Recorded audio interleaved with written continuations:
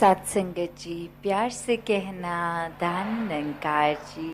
इस मनुष्य जन्म में आए हैं जिस उद्देश्य से, उसकी प्राप्ति का ये जागना। तो ये जीवन जो अनमोल मिला है, इसको जीते जीते एक इंसान कहीं ना कहीं अपने परम उद्देश्य, इस परमात्मा निराकार, इसकी प्राप्ति करने से खुद को ये माया में उलझा के रोक लेता है। तो कैसे ये जीवन का उद्देश्य यही कि अपने काम काज, रोज़मर्रा की ज़िंदगी सब मुबारक, पर प्राथमिकता इस परमात्मा को सब कार्य करते करते हर समय दी जाए। और ये परमात्मा फिर एक वैसा परमात्मा नहीं जो अंदाजे से, अपनी कल्पना से कुछ अपने अनुसार बना लिया गया। ये वो परमात्मा जो हमेशा रहा है, हमेशा से है, हमेशा रहेगा और अभी भी हर समय है, हर जगह है।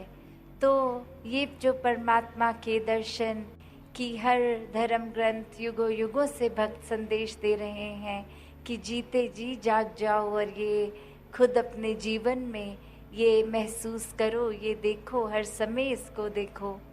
तो ऐसा जीवन जीने के लिए ये जागरूकता, ये आवाज़ की ब्रह्म ज्ञान द्वारा जीवन में निराकार के दर्शन करके हर समय के भक्त बन जाओ, हर समय के भक्ति कर लो। तो ये विवेक, ये बुद्धि, ये हर इंसान में जिस तरह भी है, तो उसका करना क्या है, इसको एक चेतनता की तरफ लेके जाना है, सदुपयोग करना है, या सिर्फ एक दिमाग को हमेशा नेगेटिविटी की ओर ही रखना है। जो कुछ देखना है उसमें से सिर्फ बुराइयां ही स्कैन करके छांट के निकालनी है, या फिर एक दिमाग को पॉजिटिव डायरेक्शन की ओर भी लिया जा सकता है। एक अपनी सोच में इस परमात्मा को शामिल करके अपनी सोच भी खूबसूरत की जा सकती है। कैसे अपने जीवन में हर जगह, जब हर समय किसी भी सिचुएशन में जब एहसास परमात्मा का आता है, तो मन अपने आप एक सुकून का एहसास करता है। तो ये भी कोई सुविधा अनुसार परमात्मा का एहसास पर का एक वो न रहे, उस तरह की दिमाग को ऐसे ट्रेन किया है कि पूरे दिन तो मुंह से सुमिरन नहीं निकल रहा। अचानक कोई एक, अगर जा रहे हैं, कोई रास्ते में कोई ठोकर लग गई और अचानक मुंह से तब तू ही निराकार निकल रहा है। तो ये सिर्फ एक सुविधा के साथ नहीं कि ठोकर लगते लगते बच गई, या ठोकर लग गई और ये भाव मन में कि चलो थोड़ी ही चोट है, ज़्यादा नहीं, तो निराकार का एहसास एक ये हृदय, ये दिमाग कर रहा है। ये तो एक ठोकर लगे ना लगे, एक भाव मन से, शब्द मुँह से तू ही निराकार के हर समय के होने चाहिए। ये अवस्था की बात है, सिर्फ शब्दों तक ये सुमिरन को सीमित ना रखें। कैसे हर समय अपने आप को इस परमात्मा निराकार से मिला कर रखें। एक सांस सांस में ये सुमिरन चलता ही रहे। अक्सर दुनिया में जीते जीते सब ये बोल तो देते हैं कि ये जो कुछ हो रहा है ये परमात्मा की एक मंजूरी से हो रहा है, परमात्मा के एक रज़ा में, एक भाणे में हो रहा है। पर वाकई ही क्या हम अपने आप को कभी न कभी कर्ता मानते हैं, या हर समय सचमुच यही कि चाहे अच्छी चीज़ हो रही है या बुरी हो रही है जीवन में, तो वो बुरी भी अच्छी है क्योंकि परमात्मा ही सब कुछ कर रहा है।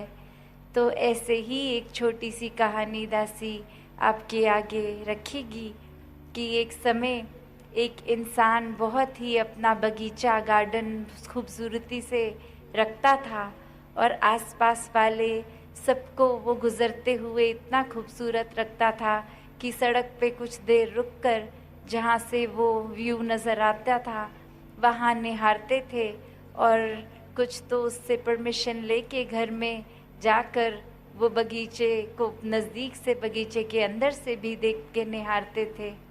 और ऐसे ही एक बार घर का दरवाज़ा खुला रह गया और एक जंगली जानवर आकर बगीचे को बुरी तरह से नष्ट कर गया। अब वो व्यक्ति जो घर खुद नहीं था, वापस आके नज़ारा देखता है तो वो अब बगीचा सुंदर नहीं, नष्ट हो गया। और ऐसे समय में फिर एक मन को कहता है कि चलो, जो किया परमात्मा ने किया। और फिर वो लगा अपने एक बगीचे को वापस निखारने, और कुछ महीनों बाद वापस से वो बगीचा पहले से भी अब ज़्यादा खूबसूरत रूप ले चुका।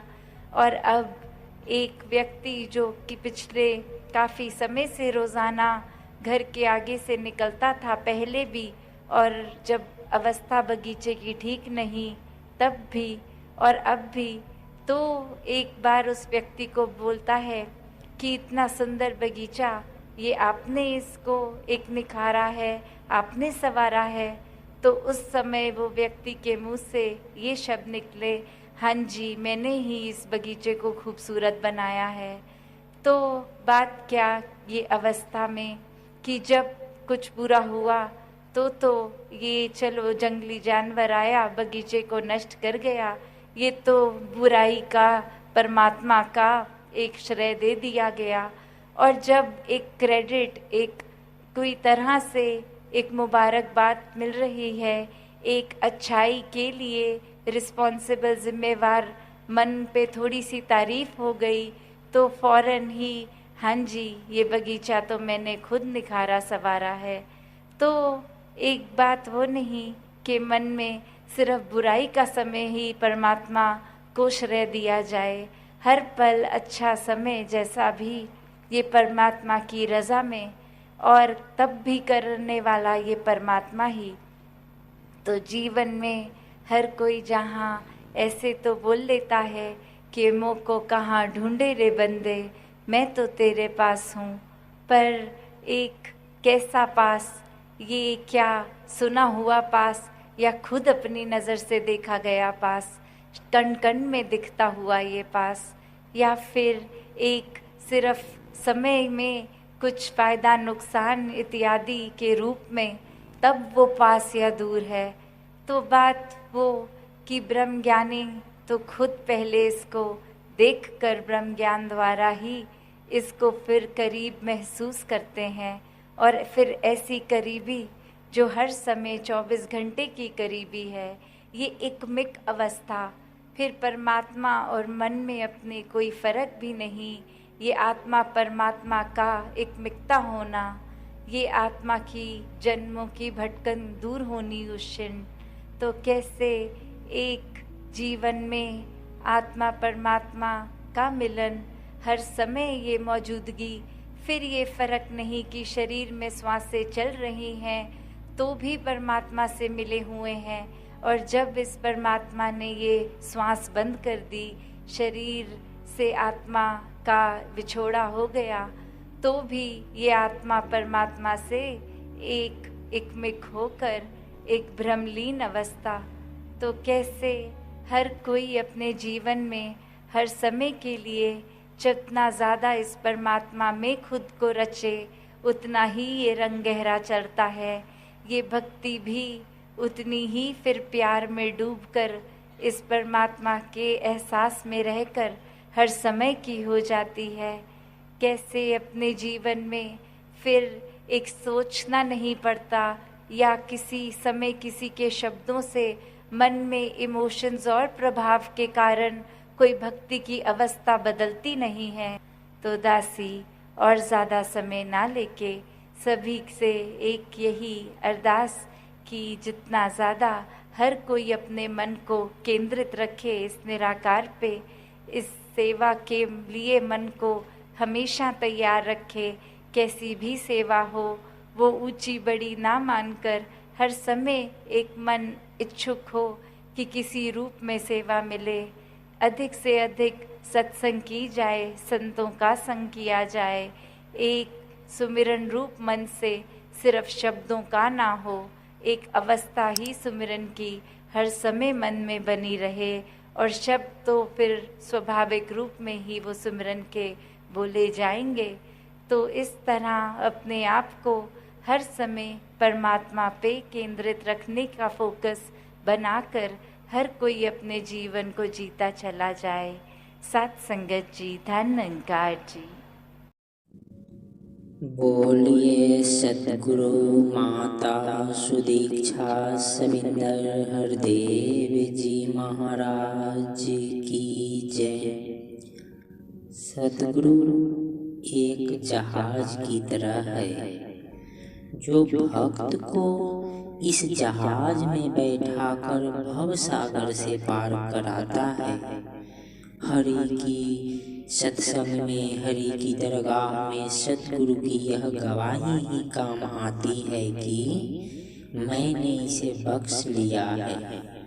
सतगुरु के उपकारों को भुला देने की कृतज्ञता जीवन को सुखों से दूर कर देती है, और गुरु के उपकार के बावजूद हमारे कर्म हमें उतार चढ़ाव में उलझाए रखते हैं।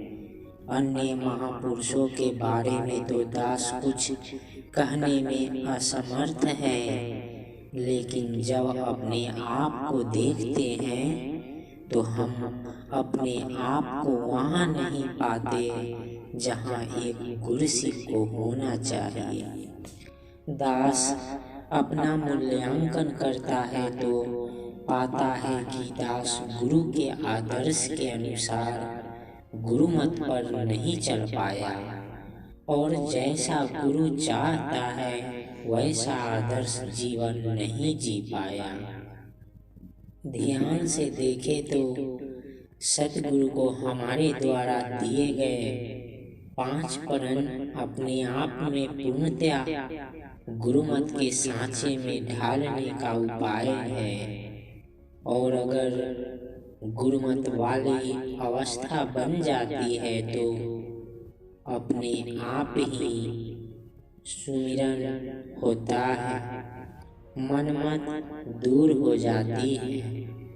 गुरुमत के जीवन में यह एहसास होना आवश्यक है कि वह सकारात्मक अपनाए। सकारात्मक विचारों को ही अपने मनों में पलने बढ़ने का निरंतर अभ्यास करें। हमारे कर्म विचारधारा सबका सकारात्मक होना आवश्यक है। अक्सर हमारे मनों में अपने पराये वाले भाव मुखर रूप ले लेता है। हमारे अपने अपने व्यवहार समूह हैं जिनमें भाई बहन, मित्र, सखा अथवा परिवार आदि का दायरा है, लेकिन सतगुरु के लिए सब अपने हैं।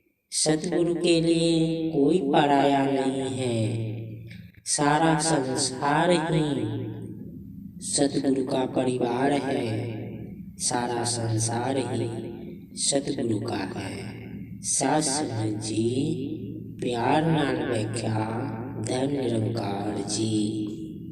ज्ञानदीप निरंकारी यूट्यूब चैनल में आपका स्वागत है। दास आप सभी महापुरुषों के पावन पवित्र चरणों में धन्य